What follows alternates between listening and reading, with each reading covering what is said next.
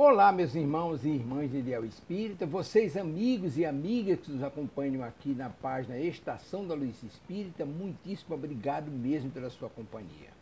A nossa página Estação da Luz Espírita não tem fins lucrativos, o objetivo é a divulgação da doutrina espírita. E é por isso que nós reunimos aqui esta sede de matérias espíritas para que possa atender às suas necessidades, estudo, lazer, pesquisa. Você encontra aqui na nossa página Estação da Luz Espírita os livros da codificação, obras suplementares, entrevistas, palestras e os programas da Web Rádio Estação da Luz de Natal e Web Rádio Cristo Consolador de São Paulo. Ou seja, um acervo que atenda às suas necessidades, sem fins lucrativos. O objetivo é a divulgação da doutrina espírita. E agora eu convido você para nos acompanhar na reprodução de mais esse trabalho imperdível. Muito obrigado mesmo pela sua companhia e vamos juntos!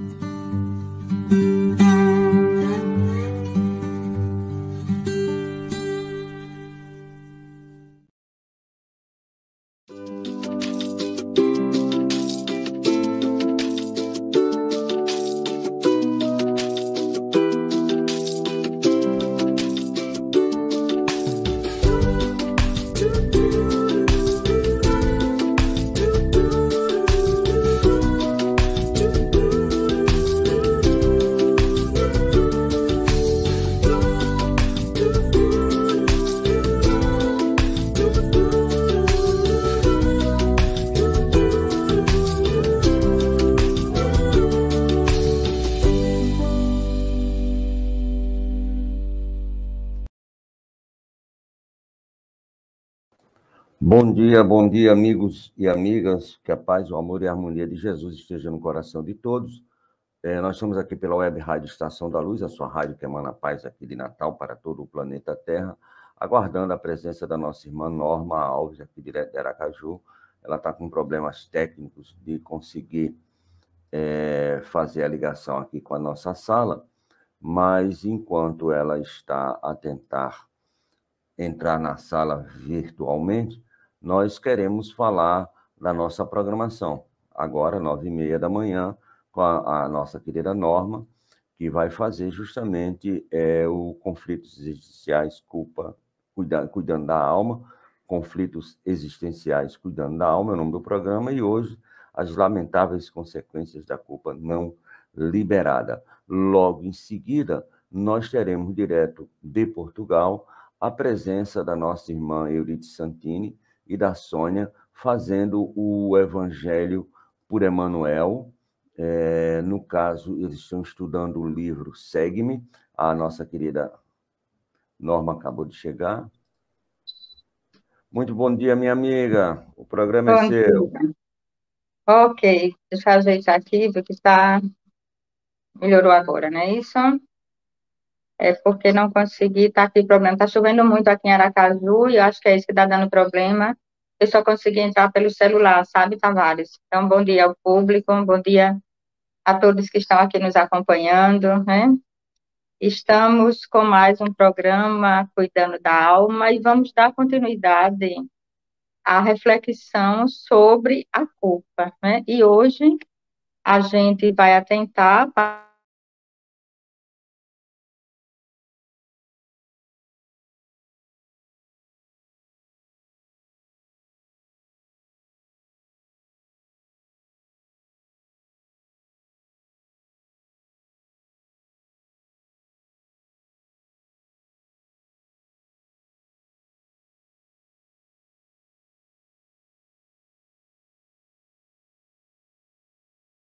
do capítulo de Joana de Ângelo no livro Conflitos Existenciais. Meu celular deu agora sim, né?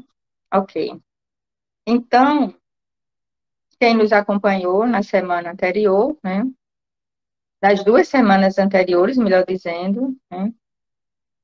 A gente vem trabalhando essa questão da culpa e Joana de Ângeles começa esse capítulo no livro Conflitos Existenciais falando de uma forma geral sobre os mecanismos psicodinâmicos que estão por trás da culpa, né? Tanto que ela intitula um dos itens do capítulo, que é a psicologia da culpa.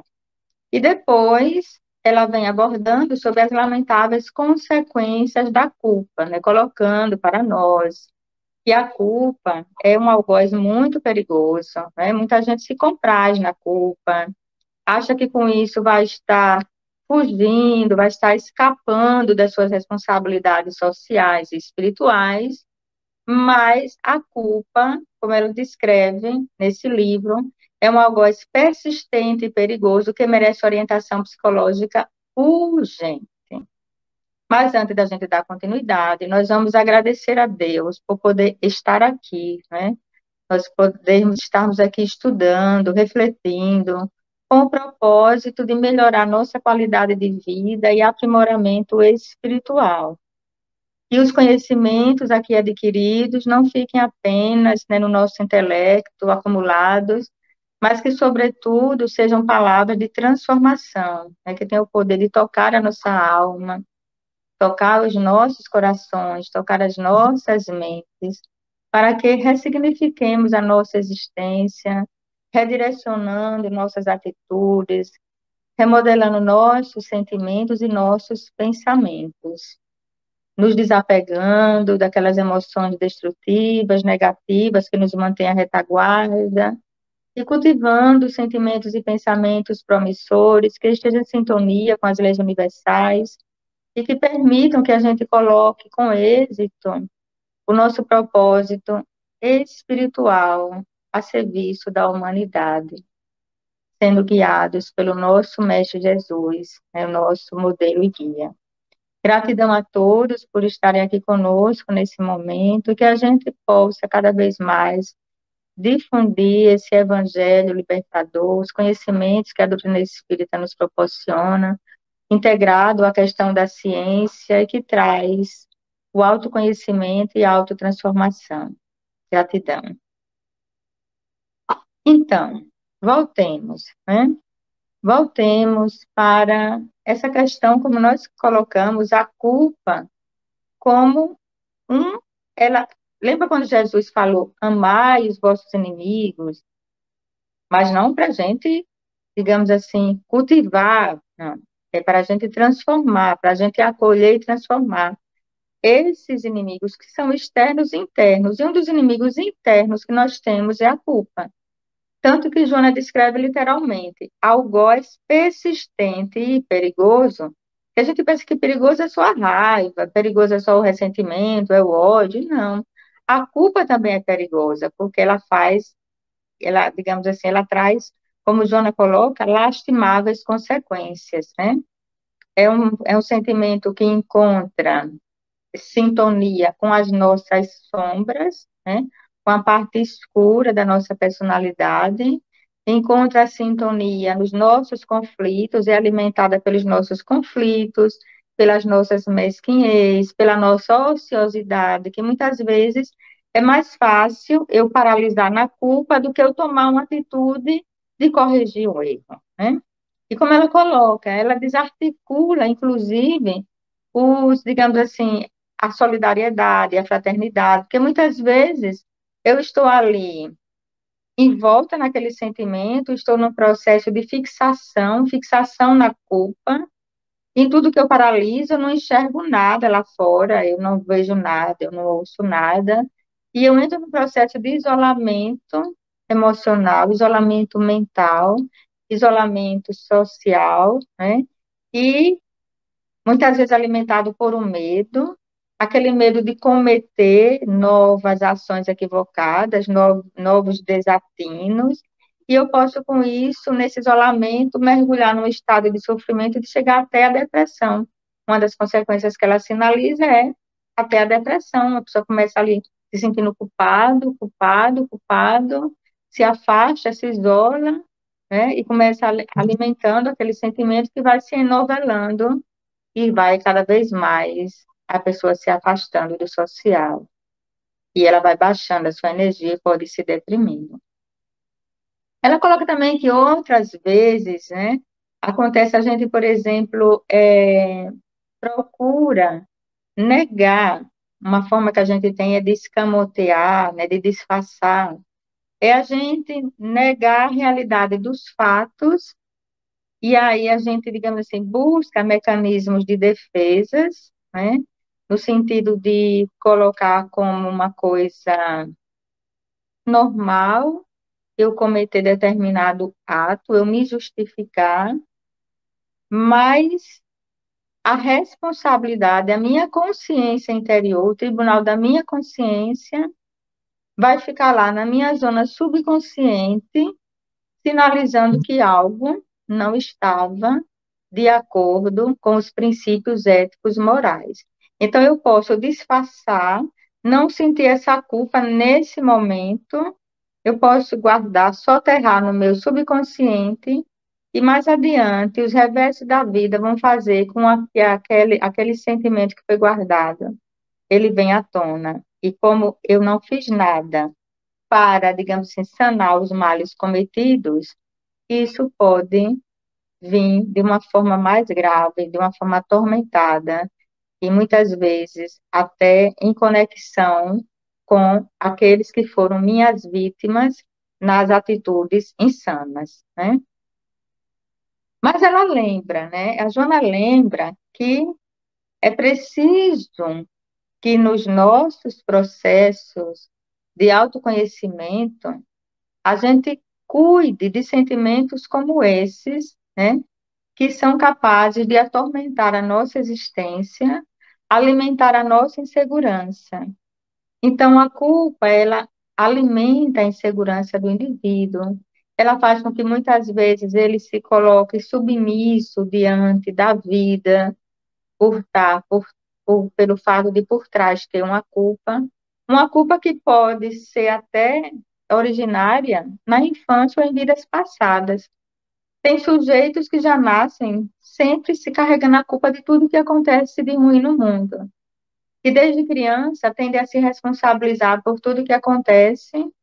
Muitas vezes, como a gente colocou antes, né, na fala dela sobre a psicologia da alma, a psicologia da culpa, ela coloca, né, ela lembra que tem situações que a criança vive na infância reforçadas pelo adulto e que fazem com que elas se sintam culpadas e elas guardem aquela culpa vem junto com mágoa, com ressentimento, que pode repercutir mais tarde.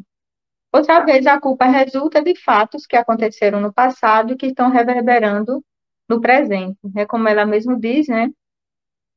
É preciso que a gente tenha, que a gente tenha maturidade para perceber, né? Para perceber o erro e poder, a partir dali, com a tomada de consciência, a gente criar meios de poder sanar aqueles erros, né, que foram gerados por a gente mesmo, né? Porque se a gente fica preso naquele sentimento de culpa, que novela a nossa consciência e faz com que a gente, como ela usa, inclusive, utiliza um termo muito interessante, quando ela diz assim que a culpa castra muitas iniciativas e desencadeia outros processos autopunitivos de que a vítima não se dá conta. Então, não é bonito se sentir culpado, ficar na culpa, como muita gente pensa, sabe? Tipo assim, por minha culpa, minha tão grande culpa, não. É preciso reconhecer que eu tenho responsabilidade por aquele ato, mas não vai me ajudar nada eu ficar paralisado naquele sentimento de culpa. É preciso que, a partir do momento que eu reconheça que eu tenho responsabilidade sobre aquele fato, que eu haja no sentido de reparar. Como ela diz assim, né, que o arrependimento, ele deve ser um fenômeno de avaliação das nossas ações, mas não de paralisação, né? Mediante os resultados, então eu vou, né, digamos assim, a partir dali, eu vou estabelecer atitudes no sentido de reparar aquilo que eu cometi. Mas tem pessoas que ficam no interminável arrependimento. E dali não passa, né? Daquele degrau ali não passa, né? Aí fica naquela ideia fixa, né? Carregada daquele sentimento de culpa, que vai impedir o fluxo normal da nossa energia criativa, que a gente dê continuidade ao nosso projeto existencial, que a gente colocar em ação os talentos da nossa alma, e a gente fica cristalizado naquele sofrimento que vem muitas vezes de uma forma disfarçada, de uma forma sutil, de uma forma lenta, mas que vai nos envolvendo, que vai nos aprisionando, né? E isso acontece o quê? Uma espécie de estagnação da vida mental da gente. Estagna, a gente paralisa, porque a gente não se interessa por outro assunto, né? Fica só focado naquilo, naquele processo de ideação, de fixação mental. E naquela fixação mental, a gente muitas vezes vai até ficar meses, dias ou meses, ou quem sabe anos em cima de uma cama, né? Ali cultivando a própria dor, se comprazendo na dor. A gente fica com a vida inoperante, né? Porque essas ideias aflitivas, essas ideias obcecantes, obsessivas em torno da culpa, ela vai corroendo a nossa vida mental, nesse processo de fixação. E aí lembrar que não é só a culpa que faz isso. Muitos outros sentimentos, sem a gente perceber, né? Desânimo, vingança, ciúme, inclusive sentimentos que ela vai trabalhar depois, no decorrer do livro, né? Desespero, tudo isso pode levar à nossa imobilização e a gente sem ter noção das consequências graves disso, né? As fixações mentais, elas vão levar às perturbações da nossa mente, né? A gente acaba no processo, isso a gente vai, por exemplo, para o livro No Mundo Maior, né, Calderaro coloca isso lá num dos capítulos, capítulo 16, estudando o caso do vovô Cláudio, que era o avô de André Luiz, né? Também no livro Ação e Reação, quando a gente vai ver lá o caso de Olimpo, que a gente se fixa, por exemplo, numa ideia e a gente, digamos assim, fica como se fosse numa redoma, fica ali aprisionado. Isso pode perdurar por reencarnações. Por exemplo, no caso do avô de André Luiz, que ele tinha girado em torno da ambição, e tinha a sua ambição fez com que ele deserdasse uma irmã, depois vem as consequências desse ato, né? Ele fica ali naquela ilusão, perdurando anos e anos. Já tinha 40 anos que ele tinha desencarnado, ele não tinha noção que ele tinha desencarnado, já tinha 40 anos, estava nas regiões umbralinas, na ilusão, inclusive, de que aquele lodo que estava ali em volta dele era ouro, né? E lá dentro mesmo, lá no fundo, quando o André Luiz, se ele perceber que André era o neto dele, tão querido, no passado, né? Quando começa a conversar, André Luiz começa a conversar, ele mergulha mais profundamente e vai encontrar a culpa que ele estava tentando esconder pelo fato dele, na ambição, quando o pai desencarnou, deixou uma fortuna vultuosa, mas ele queria sempre muito mais, foi uma pessoa que enriqueceu dilapidando os bens alheios, né, explorando, né, o ser humano. E aí ele cai em si, ele lembra que ele tinha deixado a irmã amígua, que tinha ficado com todos os bens que o pai tinha deixado, tinha inclusive usado do seu prestígio para provar, entre aspas, que ela não era irmã dele, né? E, na verdade, ela era irmã, né? Fruto de um outro relacionamento, mas era irmã. No livro Evolução em Dois Mundos, André Luiz coloca lá um capítulo interessante, predisposições mórbidas. Ele coloca o seguinte, que a recordação dessa ou daquela falta grave, principalmente daquelas que estão guardadas, recalcadas no espírito, lá digamos assim, nos refólios da nossa alma, né? Sem que o desabafo e a corrigenda funcionem por válvulas de alívio às chagas ocultas do arrependimento, cria na mente um estado anômalo, que podemos classificar de zona de remorso.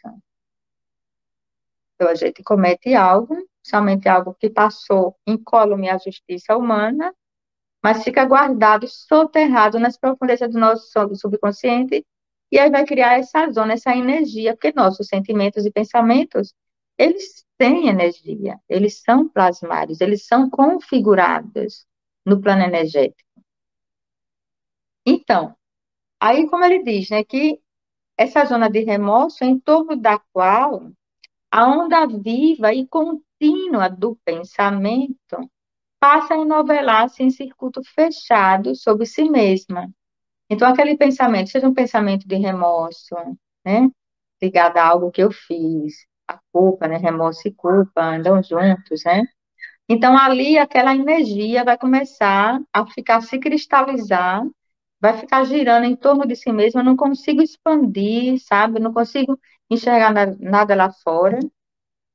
Como o André Luiz diz, com reflexo permanente na parte do veículo fisiopsicossomático, ligado à lembrança das pessoas e circunstâncias associadas ao erro. Estabelecida a ideia fixa sobre esse nódulo de forças desequilibradas, então vocês viram, forma um nódulo, né? Qualquer sentimento negativo, alimentado, fixado, culpa, remorso, medo, raiva, vingança, ódio, ressentimento, mágoa, tudo isso vai formando esse nódulo de forças desequilibradas. Então, estabelecido isso, é indispensável que acontecimentos reparadores se nos contraponham ao modo enfermiço de ser, para que nos sintamos livres, libertos desse ou daquele fardo íntimo, para que a gente possa se redimir perante a lei, né? Então, vai chegar um momento, se a gente não fizer nada para reparar, que a própria vida vai dar suas sacudidas para que a gente se movimente e saia do lugar. É como no caso, por exemplo, voltando ao caso do avô de André Luiz. Quando ele desencarnou, ele era um homem muito ambicioso, ele que não respeitava ninguém, ele que só pensava no uso, no poder, usurários do bem, dos bens materiais, como descreve Calderaro no livro No Mundo Maior. A vida dele era só voltada para ter, e para isso ele não se importava. Se pessoas se suicidavam porque perdiam tudo, ele armava ciladas para que as pessoas, de alguma forma, o que tivessem, fosse parar nas mãos dele. E aí, resultado, e ainda aprontou, inclusive com a irmã, como nós dissemos. Quando ele desencarna, ele vai parar numa região, numa zona inferior, do baixo umbral, como descreve André Luiz, onde estavam lá espíritos afins que tiveram condutas semelhantes a dele, todos usurários dos bens materiais, né? Todos movidos pela usura de ter. E eles se encontravam nessa região, né, produzida pelas próprias emanações desequilibradas deles, onde eles se viam com os seus perispíritos deformados, quase, digamos assim, não reconhecíveis como figuras humanas, de tão deformados que estavam, né?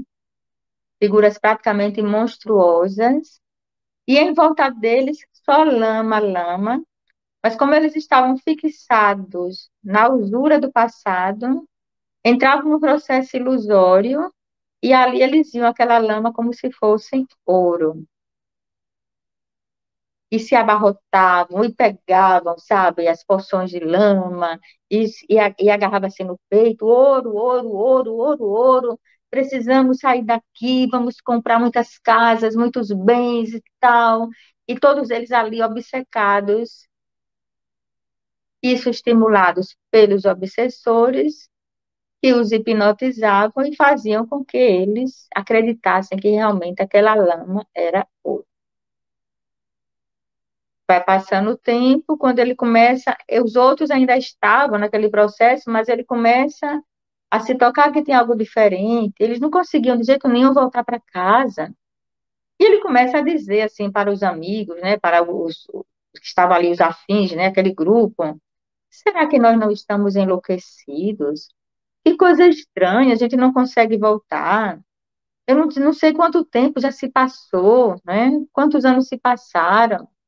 E a gente aqui, daqui a pouco, e os ladrões podem vir e podem roubar esse ouro todo da gente.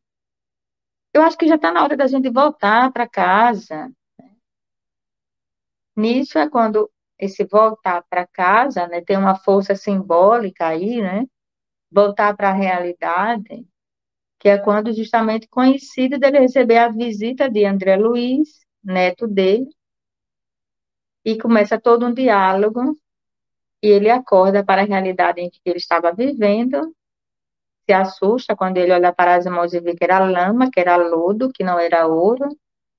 Começa a desabafar, a expressar a sua culpa, o seu arrependimento pelo que ele tinha feito na vida, principalmente com a irmã que ele tinha deserdado, e começa aí uma nova fase na vida, onde ele vai ser atendido, recolhido. André Luiz consegue levá-lo para que ele comece o processo de ressignificação da sua existência. Então, é preciso que chegue um momento, né, em que a gente sinta a necessidade de reformular as nossas vidas.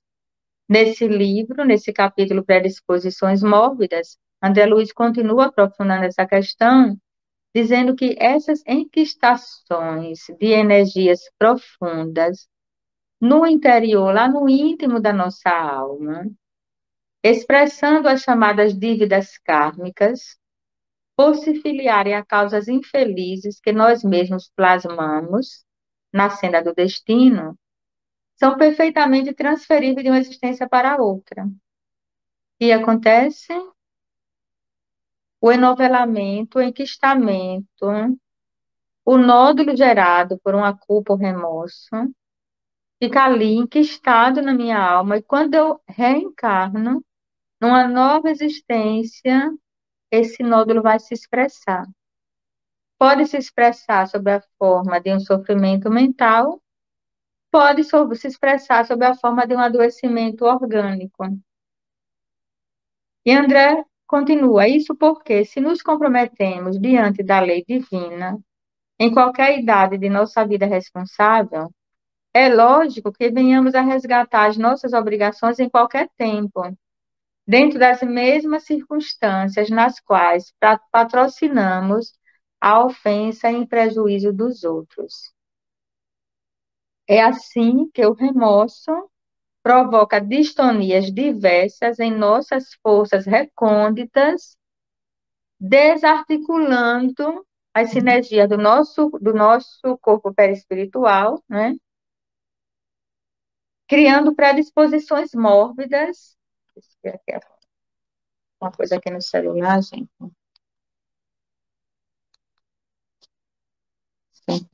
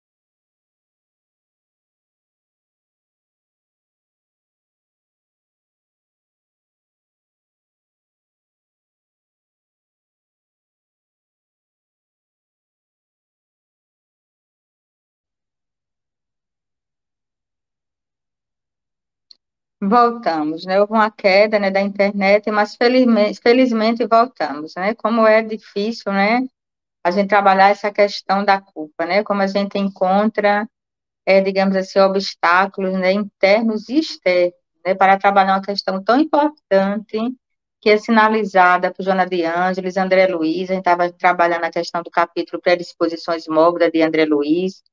Voltaremos agora, por exemplo, para a necessidade de liberação dessa culpa, né, como a Joana de Ângeles coloca, né? Nós vimos ali que, enquanto a gente não trabalha a situação que gerou a culpa, enquanto a gente não mobiliza nossos pensamentos, a nossa vontade, no sentido de refazer, de reestruturar, de não ficar preso àquele sentimento de culpa, aquele nódulo enquistado de energia vai ser transferido para as encarnações seguintes. E aí, por isso que tem gente que já nasce se sentindo culpado de tudo que acontece, porque está ali as reminiscências do pretérito. A gente lembra um caso assim muito clássico, que é o caso de Segismundo no livro Missionários da Luz, que ele, quando está prestes a reencarnar, ele se sente culpado porque ele tinha assassinado o amigo. E ele é chamado a atenção justamente para que ele mude isso, porque senão aquele quisto de energia, de remorso, de culpa, iria prejudicar mais ainda a sua organização física, né? A sua organização fisiológica, melhor dizendo, o seu corpo, que era moldado pelo seu perispírito, e que já nasceria com uma deficiência cardíaca congênita pelo ato insano que ele cometeu no passado. Mas se ele continuasse ali alimentando aquela culpa e não se dispusesse a trabalhar para revolver esse sentimento, de forma que transformasse aquela energia em coisas produtivas, poderia mais ainda prejudicar o seu corpo físico. A Joana coloca, né, no item, nesse livro Conflitos Existenciais, sobre a necessidade da gente se libertar dessa culpa. É preciso. E se a gente não conseguir se libertar sozinho, né, que a gente busque, inclusive, ajuda psicológica. Às vezes chega ao ponto de precisar, porque a culpa está muito ali arraigada, sabe? Você está muito fixada. Então, é comum que o sentimento de vergonha, quando a pessoa traz a culpa do passado, já se instale no período infantil, como Joana coloca. Quando ainda não se tem ideia de responsabilidade dos deveres, mas já se sabe o que é correto ou não praticar, porque a gente lembra que nós temos o nosso Tribunal da Consciência, que mesmo que alguém não nos diga o que é certo ou errado, mas lá no íntimo a gente sente uma coisinha diferente, né? Então, diz ela que não resistindo ao impulso agressivo, à ação ilegítima, logo advém a vergonha pelo que a gente faz, pelo que a gente fez. E aí a gente costuma empurrar para fugas psicológicas, né, automáticas, e que vão repercutir na idade adulta, né? Embora muitas vezes a gente ignore a razão e o porquê. Então, às vezes a gente traz já uma culpa que a gente não sabe de onde, está lá soterrada no nosso subconsciente, como André Luiz disse no capítulo Predisposições Mórbidas do livro Evolução em Dois Mundos, essa culpa pode vir de atos cometidos no passado e que eu não me mobilizei no sentido de fazer os reparos necessários. Eu já reencarno como uma criança me sentindo culpada, sabe? E aí qualquer coisa que acontece na vida, eu vou estar reforçando, né? Quando há uma tendência, inclusive, de eu atrair situações, se eu não tiver cuidado, onde reforce essa culpa, onde o outro deposite essa culpa em mim, né? Quando acontece alguma coisa que eu mesmo, nessa existência, sou responsável, né? Que essa culpa tem a ver com o que foi feito de errado, aí aumenta mais ainda esse sentimento de vergonha, né? E eu posso entrar no isolamento, eu posso entrar na timidez, eu posso entrar no encolhimento emocional, e ser aquela pessoa sem, como digamos assim, sem iniciativa, sem espontaneidade, sem criatividade, aquela pessoa que está sempre se escondendo, né? Aquela pessoa que está sempre com medo de se expor, né? E aí eu posso ter a minha saúde mental comprometida. Muitas pessoas, a fobia que elas apresentam, fobia, digamos, social, aquela pessoa que tem medo de estar em público, medo de se expor, medo de se expressar. O transtorno de ansiedade social, por exemplo, pode estar vinculado a, digamos assim, eu tenho medo de me expressar e as pessoas, digamos, me julgarem culpada, né? E a pessoa não sabe de onde vem, aquilo pode vir de experiências passadas, de experiências transatas, né? Então, Jana coloca que a saúde mental e comportamental impõe a liberação da culpa, utilizando-se do contributo valioso do discernimento, que avalia a qualidade das ações e permite as reparações quando equivocadas, e o prosseguimento delas quando acertadas. Então, uma culpa pode gerar não só uma fobia, pode gerar depressão, como nós já vimos, pode gerar transtornos de pânico, né? Quantas pessoas, depois que cometem um ato ignóbil, aquela pessoa se apavora depois, diante do que cometeu, e se sentem sujas, se sentem imundas, ficam apavoradas. A culpa pode levar a um transtorno obsessivo compulsivo. A gente lembra do famoso caso de Pilatos, que entregou, né, não teve uma atitude, não teve autenticidade, ele lavou as mãos e permitiu que Jesus fosse condenado, né? E depois que ele fez isso, ele caiu em si, ele se sentiu culpado. Tão culpado que ele se suicidou. Primeiro, ele teve um processo de lavar as mãos. Por isso que hoje tem uma expressão popular, lavar as mãos como Pilato, né? Então, ele se sentiu sujo por aquilo que ele tinha feito. Então, tem pessoas que nascem com transtorno obsessivo compulsivo, onde na natureza, na raiz desse transtorno, tem uma culpa guardada de algo que ela fez, que a fez se sentir suja, se sentir imunda. E essa sujeira, essa imundície não é física, não é biológica, é moral. Eu me sinto sujo moralmente por determinada atitude que eu cometi, que eu escondi da sociedade, mas eu não escondi de mim mesma. E outras chegam ao estado grave de psicotizar. A gente vai ver o caso de Fabrício no livro No Mundo Maior, é um outro caso, que está lá no capítulo Estranha Enfermidade, onde Fabrício, ele também, só que no caso dele foi 3 irmãos que ele abandonou ao relento, ficou sozinho com a fortuna do pai, usufruindo a fortuna, e 2 dos irmãos morreram tuberculosos e um morreu desnutrido. Não conta no livro que os irmãos ficaram perseguindo ele, nem o pai, mas ele começa a entrar no processo de culpa. No início, ele consegue abafar aquela culpa, se locupletando com os bens materiais, ele constitui uma família, ele casa, tem filhos, e isso, digamos assim, de alguma forma anestesia a consciência de culpa dele. Mas ele vai envelhecendo, e aí o corpo, né, já fragilizado, já não consegue mais, digamos assim, conter. As defesas vão sendo afrouxadas. E ele começa a mergulhar dentro de si mesmo. E começa a vir a culpa e o remorso pelo que ele tinha feito. E essa culpa e esse remorso gera nele uma esquizofrenia. Ele começa, assim como ele fez com os irmãos, ele começa a achar que as pessoas iriam também aprontar contra ele. Então, ele começa a não querer comer, começa a achar que a comida estava envenenada, que é um dos sintomas que aparecem na esquizofrenia paranoide, né? A pessoa começa a ter delírio de perseguição, ele começa a ter alucinações, não são os irmãos que estão ali, os espíritos dos irmãos e do pai que estão ali perseguindo ele, mas ele cria a culpa dele, cria formas mentais, onde ele projeta diante dele mesmo a imagem dos irmãos e do pai cobrando a atitude insana dele.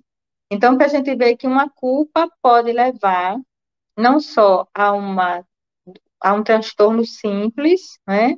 A uma perturbação simples, mas pode levar também a perturbações mentais mais graves, desde um transtorno de ansiedade generalizada até uma psicose, né?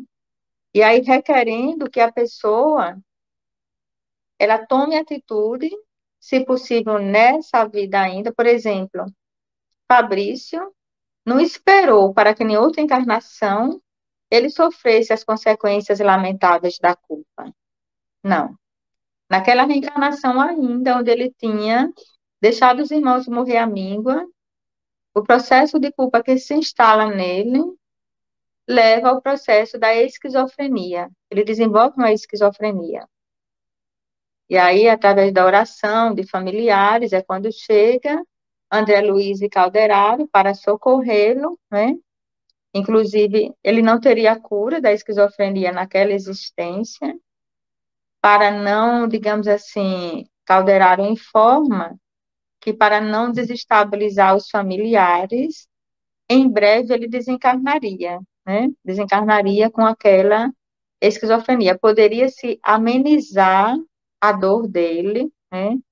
Mas não, ele não seria curado. Ele tinha, com a atitude insana dele, tinha gerado lesões perispirituais graves na área correspondente às manifestações das funções mentais, na área cerebral, essa área regida pelo sétimo chakra e pelo sexto chakra, né, que é o chakra frontal e o chakra coronário, o sexto chakra frontal e o sétimo coronário. Então, como ele usou as suas habilidades mentais, as suas funções psicológicas para prejudicar e se beneficiar egoisticamente, é justamente essa área que vai ser lesada. E aí, por isso que hoje a gente vê também, né, com os avanços da neurociência, áreas correspondentes, tipo assim, se observa que as áreas cerebrais são afetadas nas diversas doenças, inclusive na esquizofrenia, porque justamente a atitude insana acabou, o efeito tóxico da atitude lesa o perispírito, que, por sua vez, repercute na organização fisiológica. E assim são tantos casos, né, que nos convida à reflexão, né, sobre como nós estamos vivenciando o nosso dia a dia. Como estão sendo as nossas atitudes? Que decisões, como é que eu estou utilizando o meu pensamento? Como é que eu estou utilizando o meu sentimento? Como é que eu estou mobilizando a minha vontade? Porque muita gente pensa que vontade é só a gente querer alguma coisa, a gente quer, deseja, e que a coisa caia do céu, né? Que as coisas aconteçam. E, na verdade, não é assim. A vontade implica ação diretiva a favor da transformação. E eu preciso direcionar a maior força motriz, a maior força construtora, né? Que é o meu pensamento. É o pensamento quem cria tudo, né? É o pensamento quem expressa, já diz Emmanuel, o livro Pensamento e Vida. A mente é o espelho da alma. Então, o que a gente pensa se configura, se concretiza, cedo ou tarde. A gente forma uma maquete energética que fica, sabe, visível no plano espiritual. Eu não consigo ver. Pessoas que têm uma vidência apurada, uma percepção sensorial apurada, elas conseguem ver a produção dos seus pensamentos, de outras pessoas, aquilo registrado no plano espiritual. Mas o que a gente sabe é que essas construções mentais, elas têm vibrações. As construções mentais que vêm do altruísmo, que vêm da benevolência, da gratidão, da solidariedade, elas funcionam, se expressam no mundo como expansões energéticas, raios de luz que vão se expandindo e vão abrangendo, vão beneficiando, né, pessoas, vai beneficiando a gente, que a gente coloca a nossa energia criativa, a nossa energia produtiva em movimento. Mas as fixações ligadas à culpa, ao medo, ao desespero, à raiva e outros sentimentos afins, em termos de baixa frequência, frequência essa que pode ser medida, por incrível que pareça. Um grande estudioso, um psiquiatra, já desencarnado, ele desencarnou em 2012, o Dr. David Hawkins, PhD, né, no campo dos estudos das ciências psíquicas, Ele resolveu medir em frequência de hertz os nossos estados emocionais. Assim como você mede a frequência da música, se pode medir também a nossa frequência. E o que é que ele constatou? Que quando estamos em estados vibratórios superiores, estado de oração, de meditação, de solidariedade, de desejar o bem, com bons pensamentos, a nossa frequência se eleva. Vai para torno de 100, de 200, 300. Enquanto que quando nós estamos vibrando na frequência da raiva, da culpa, do ódio, do medo, do desespero, da ambição, do desânimo, isso cai. Cai para 1, cai para 2 hertz, cai para 0,5, 0,9. E isso nos deixa a mercê dos invasores externos, por exemplo, das bactérias, dos vírus, dos invasores microbianos. Eles passam nesse momento a ter mais força do que nós, porque a frequência deles gira em torno de 5 Hz, a frequência média. Foi medida também. Então, se eles estão na frequência de 5 e eu estou na frequência de 1, porque a raiva faz eu descer para a frequência de 1, a culpa faz eu descer para a frequência de 1, o remorso faz eu descer para essa frequência. Então, nesse momento, os vírus, as bactérias vão ter poder sobre mim. Por isso, hoje a ciência comprova, a neurociência comprova, a vinculação da depressão com a baixa imunidade.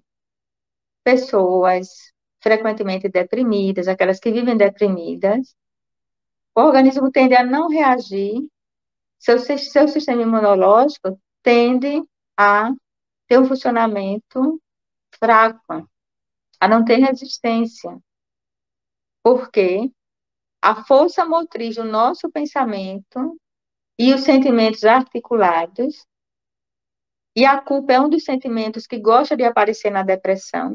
Quando a gente vai ver o quadro, estudar o quadro clínico de uma depressão, a gente coloca lá o humor deprimido, anedonia, que é a falta de prazer pelas coisas da vida, né, apatia, astenia, falta de energia, falta de força, e também a culpa. Gente, existe o delírio de culpa, não sei se vocês sabem. Delírio de culpa.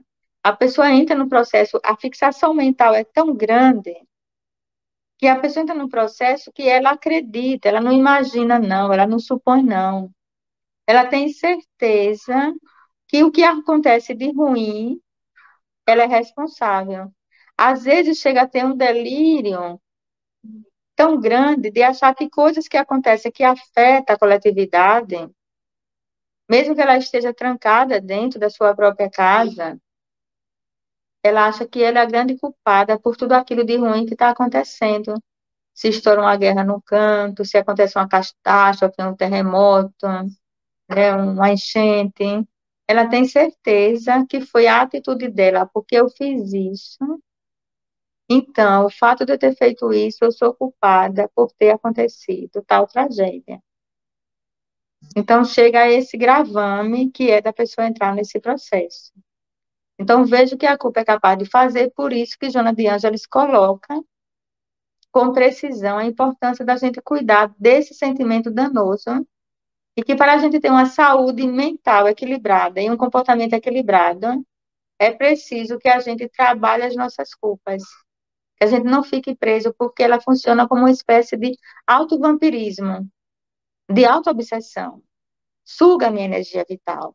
E eu não tenho força para fazer outras coisas. Quanto mais intensa e persistente for a culpa, mais eu tenho perda de energia. Mas diante dos minutos, né, já adiantados, eu quero ver aqui se a gente tem alguma pergunta, se alguém tem alguma colocação para a gente, né, comentar, né? Vamos ver aqui, Tavares, se tem alguma questão que a gente possa esclarecer, né? Porque esse tema realmente é um tema muito apaixonante, né? Aqui, olhando deixa eu olhar aqui mais próximo, eu, gente.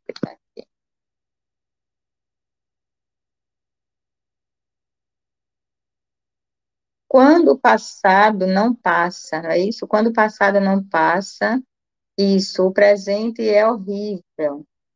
E o futuro é o não absoluto. Quem está colocando aqui é a Janaína, não é isso? A Janaína de Sorocaba, São Paulo. É muito interessante essa colocação que você está fazendo, Janaína, porque mostra o reflexo do nosso passado no nosso presente e, como consequência, no nosso futuro, né? Realmente, assim, é preciso a gente cuidar do nosso presente e também a gente perceber o que que tem de reminiscências do nosso passado para a gente sanar, para a gente reparar, porque senão vai ficar se reverberando, se presentificando, como a gente vê nas reuniões mediúnicas, espíritos que estão há séculos, séculos presos a coisas que aconteceram no passado e que eles não conseguem se desvencilhar.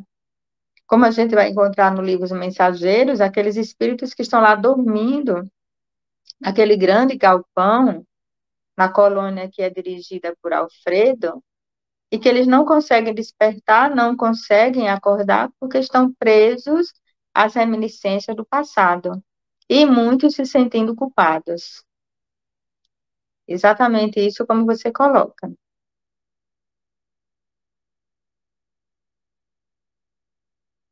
Mais alguma questão, Tavares, assim, que alguma colocação?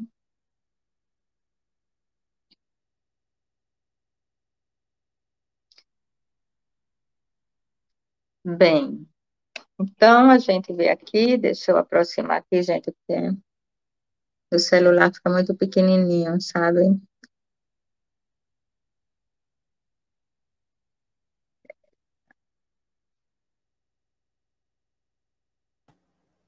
Oi, menina, bom dia. Deixa eu te ajudar. É assim, não tive culpa pela morte de alguém, a pessoa que está falando. Mesmo assim, ela Sim, diz que se sente culpada, abalada, porque sempre teve a ideia que se tivesse agido diferente, a pessoa não teria morrido. E ela conclui dizendo assim que isso custa muito, ela nunca contou para ninguém. Aí ele pergunta, você pode me ajudar? E ela diz que prefere não se identificar, né? é interessante essa questão, porque lembra os comentários de Joana de Ângeles, logo naquela parte sobre a psicologia da culpa, né? Tipo assim, é preciso ver, deixa eu ajeitar aqui, gente, é preciso ver onde isso começa. Talvez seja interessante, já que isso é uma coisa que você sente e não sabe de onde vem, né? Mergulhar num processo terapêutico, como sugere Joana de Ângeles, para descobrir se as raízes psicológicas desse sentimento, dessa responsabilidade, não está na fase infantil, às vezes experiências com os nossos pais, com nossos professores, podem gerar um sentimento de culpa que vai reverberando nos anos seguintes, quando a gente chega na fase adulta. Mas também isso pode ter acontecido, pode estar vinculado, em alguns casos, algo aconteceu, digamos, pronto, eu vou dar um exemplo que talvez fique mais fácil didaticamente entender. Uma, uma amiga minha, ela se sentia, ela não queria ter filho de jeito nenhum, porque, embora ela gostasse muito dos sobrinhos, ela achava que ela, se ela tivesse filhos, ela não seria uma boa mãe. Ela achava, ela dizia que algo nela fazia ela se sentir culpada, ela não sabia de onde vinha essa culpa, que ela era super cuidadosa com os sobrinhos adoravam ela, mas ela dizia que ela não era digna de ser mãe. Algo dentro dela dizia que ela merecia não ser mãe, não merecia, entendeu? Tipo assim, que ela não tinha condições de ser mãe. E aí, resultado, um dia ela se depara com uma vivência onde ela estava na queda de Pompeia. Ela tinha um filho pequeno, esse filho tinha aproximadamente 2 anos. Quando os destroços de Pompeia caem sobre ela e o filho fica a uma distância de aproximadamente 2 metros dela, e ela passa pela agonia de ver o filho sendo soterrado, morrendo, e ela não poder fazer nada. E nesse momento se instala uma culpa nela por ela não ter se sentido em condições de salvar o filho. Isso faz com que ela reencarne achando que não era digna de ser mãe, já que ela, quando teve a oportunidade de ser mãe, ela não conseguiu salvar o filho da morte na queda de Pompeia. Então, às vezes, uma situação traumática vivenciada nessa vida ou em outras vidas pode, naquele momento, gerar uma crença distorcida. Ela gerou uma crença distorcida, porque ela não tinha condições. O máximo que poderia acontecer se ela tivesse, digamos assim, abraçada com o filho, os dois ali morrerem juntos, né? Porque morreu ela e morreu o filho. Mas ela gerou uma crença distorcida naquele momento de que ela devia ter salvado o filho. Como que ela ia salvar o filho? Se morreu um monte de gente lá, né? Se a cidade foi destroçada, né? Mas acontecimentos como esses, né, muitas vezes ficam impregnados no corpo mental da pessoa como uma crença distorcida, e na reencarnação seguinte, ela vem com sentimentos como esse: ah, eu não tenho condições de fazer isso, ou eu sou culpada pela morte de fulano. Se eu tivesse feito isso, fulano não teria morrido. Cada caso é muito particular, certo? Mas com certeza tem algum fato aí, ou vários fatos na sua existência, que você não tem lembrança, que estão soterrados no seu subconsciente, que podem ser relacionados à sua infância, pode ser relacionado à sua vida intrauterina, pode ser relacionados a vidas passadas. E às vezes estão linkados com todas essas fases, sabe? Um fato do presente está linkado com algo que aconteceu na vida intrauterina, sabe? Tipo assim, você reencarna no momento em que seus pais não estavam preparados para lhe receber. Ah, meu Deus, eu agora estou desempregado, estou cheio de dívidas, e esse filho me aparece nessa hora. Isso, para o espírito que está chegando, se ele não tem uma certa maturidade espiritual, não entende que ele veio para passar por esse processo, ele pode começar a se sentir culpado, inadequado, achar que vai prejudicar mais ainda os pais, que vai aumentar, que vai ser prejuízo para os pais, e começa a se instalar uma culpa também nesse momento.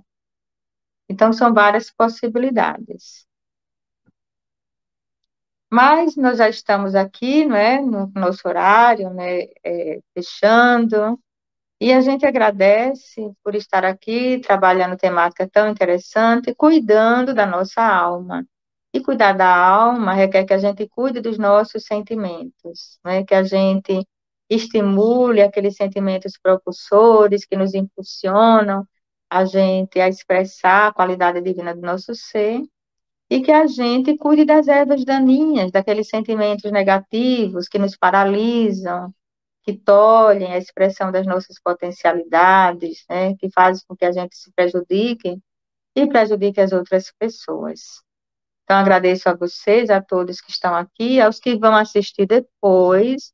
A gente sabe que muita gente assiste depois. Eu mesmo tenho mania assim, de como durante o dia trabalhando e tal. Aí, quando paro de noite, até eu vou ver muitos programas, muitas lives, né? Porque, felizmente, assim, muita coisa está sendo propagada, muita coisa positiva para, digamos, ir dissipando essa energia mental destrutiva que tem pairado sobre as nossas cabeças, né? Então, os que vão assistir depois também o agradecimento, na hora que vocês estiverem assistindo, e compartilhem. Que é importante que a gente não fique com essas informações magníficas trazidas pela espiritualidade superior. Eu costumo dizer que eu sou um papagaio, sabe? Eu trago aqui, eu faço questão de repassar a informação e repassar as informações que eles nos trazem da forma, assim, o mais fiel possível, para não dizer que eu estou inventando. Não. A gente procura traduzir, procura compartilhar, né? Então, é importante que vocês divulguem. A Emmanuel diz que a maior caridade, né, que a gente pode fazer pela doutrina espírita é a divulgação dos seus ensinamentos. Lembrando que a divulgação, que a doutrina espírita é o evangelho de Jesus, são os ensinamentos de Jesus trazidos com, digamos assim, com a profundidade que agora a gente já consegue assimilar, né?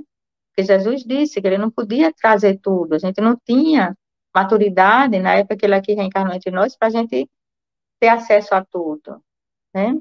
E está lá nas obras de Kardec: o véu se ergue à medida que o homem se depura. A humanidade hoje já merece, através da doutrina espírita, ter acesso a conhecimentos profundos como esse, né? Então, se inscrevam, né, no canal, né? Se inscrevam na Web Rádio Estação da Luz. Divulgue o bem. Talvez você esteja se sentindo culpado por não estar fazendo o bem. Você vai fazer o bem simplesmente dando um clique, se inscrevendo no canal e compartilhando essas coisas para outras pessoas que podem ajudar.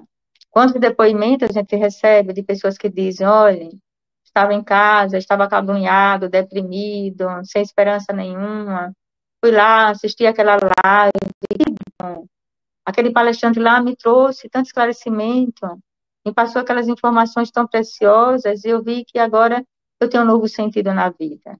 Então, você pode fazer o bem aí onde você estiver. Lembrando Emmanuel, não sou eu que digo, mais uma vez que eu estou sendo papagaio. Emmanuel coloca que a maior caridade que a gente pode fazer pela doutrina espírita é a sua divulgação. Então, divulgue, gente. A Web Rádio Estação da Luz tem programas maravilhosos, transmitidos no Brasil, transmitidos no mundo. E para a gente, essas informações preciosas são libertadoras, aquecem o nosso coração e dão esperança e libertação. Então, a gente agradece a Deus por mais este momento. E a gente pede que estejamos juntos nos próximos encontros, trazendo mais ensinamentos dos espíritos superiores que fazem parte da grande rede, da grande pleiade dos trabalhadores da Seara da Luz, sob o comando de Jesus e da nossa Mãe Maria Santíssima. Gratidão a todos.